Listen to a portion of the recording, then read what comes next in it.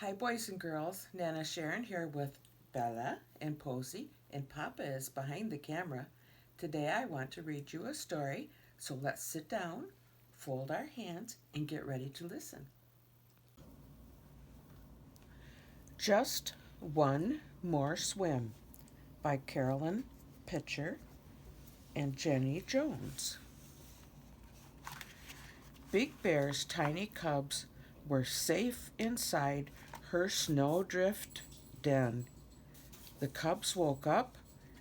They yawned and stretched. They turned their heads toward the sound of the ocean.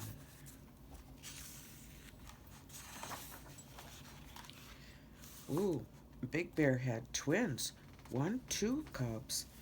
Big Bear stood up and sniffed the air. She lumbered out toward the water. The cubs scampered after her, blinking in the dazzling world. Big Bear padded across the ice. She stopped and dug a hole, and she dipped in her paw and scooped out a fish. The cubs did just what Big Bear did. One dug a hole, the other pounced on the cloud of white and frightened off the fish right back into the hole. There went supper. The cubs squabbled, they fought, they tackled each other, and tumbled and rolled over and over in the snow. They ran and raced on their snowshoe paws and tummy tobogganed on the ice, but then they stopped and stared. "What is that?" they asked. The cubs trembled as they gazed at the blue-green water ahead. Every morning, Big Bear coaxed her cubs a little further toward the ocean. See, she's showing them, and they're learning. Then one day, Big Bear and her cubs slowly and carefully made their way to the water's edge. Big Bear gently slid into the icy sea. The cubs jumped back and squealed, "Come back!" they cried. But Big Bear swam out strongly to an island of ice in the waves. The cubs waited for her, shivering on the thin ice. They watched seals curve over the rolling waves. They saw silverfish flip and spin. The water rippled. The cubs patted it, but it just wouldn't stay still. Then they put 2 paws in and pulled them right back out.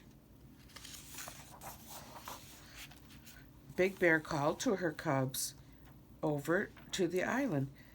"Come to me across the ocean," she urged. Up in the air, seabirds flew, crying, "Swim, swim, you can do it," called Big Bear. "I know you can." And they did. They got right in the water.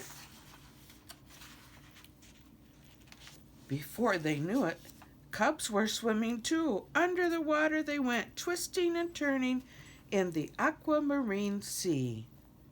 Up to the top of the water they swam, passing a narwhal with his sword and a whiskered walrus too. Then they dived down from on high, cutting through the waves. Here's the narwhal with his sword, big long snout, and there's the walrus with his whiskers and tusks. The cubs paddled with their powerful paws over and under the Arctic waves. They splashed and thrashed and somersaulted through the icy water. "So this is what we do. We can swim too." Looks like they're having fun.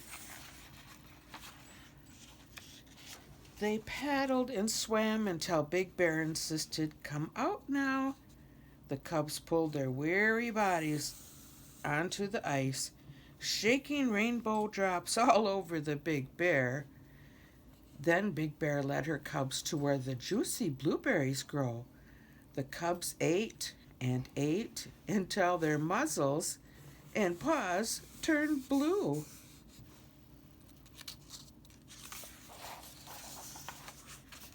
Big Bear sprawled on her back, paws in the air. She enjoyed the sunshine on her damp fur. But the cubs had other ideas, and as they headed back toward the water one more time, Big Bear smiled as she heard their call. Just one more swim.